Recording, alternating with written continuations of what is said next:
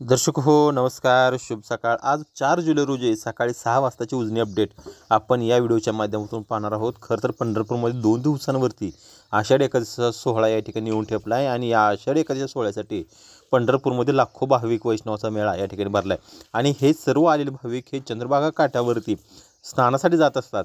त्यामुळं पंढरपूरमध्ये जी चंद्रभागा ही पाणीपाची पाठीमागच्या 2-3 दिवसांपासून वाढली होती ते आता कमी व्हायला लागली आहे। त्याचं कारण असं आहे की दौंड उजनीवरून मधून जी काही आवक सोडली जात होती ती आवक आता पूर्णपणे बंद झाली आहे। उजनीतली आवक पूर्णपणे बंद झाली आहे, मात्र दौंडची आवक किती आहे, उजनीची टक्केवारी किती वाढली आहे हे सुद्धा पाहणं आता गरजेचं आहे। आज सकाळी 6च्या अपडेटनुसार आपण पाहायला गेलं तर दौंडची आवक ही जवळपास 20,000च्या पुढे गेली आहे।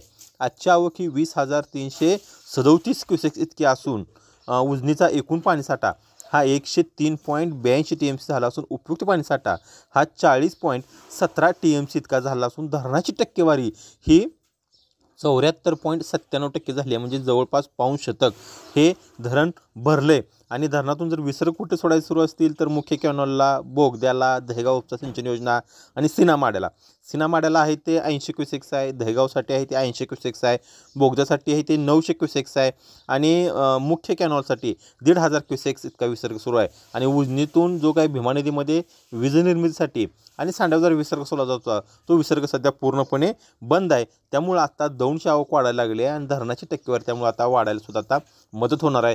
त्यामुळं जर दौंडची आवक सातत्यानं अशी राहिलीच तर 2 ते 3 दिवसांमध्ये उजनी धरण हे आपलं शतक पूर्ण करणार आहे असं दिसून येते।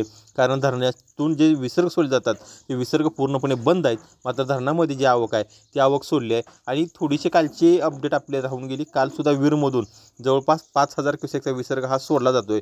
त्यामुळे किंचितशी उजनी धरण भीमा नदी पाणी पातळी आहे ती भीमा नदी पाणी पातळी थोडीफार वाढायला या ठिकाणी मदत होणार आहे। मात्र उजनीतून जे विसर्ग सोडले जातात ते विसर्ग पूर्णपणे बंद करण्यात आले आहेत।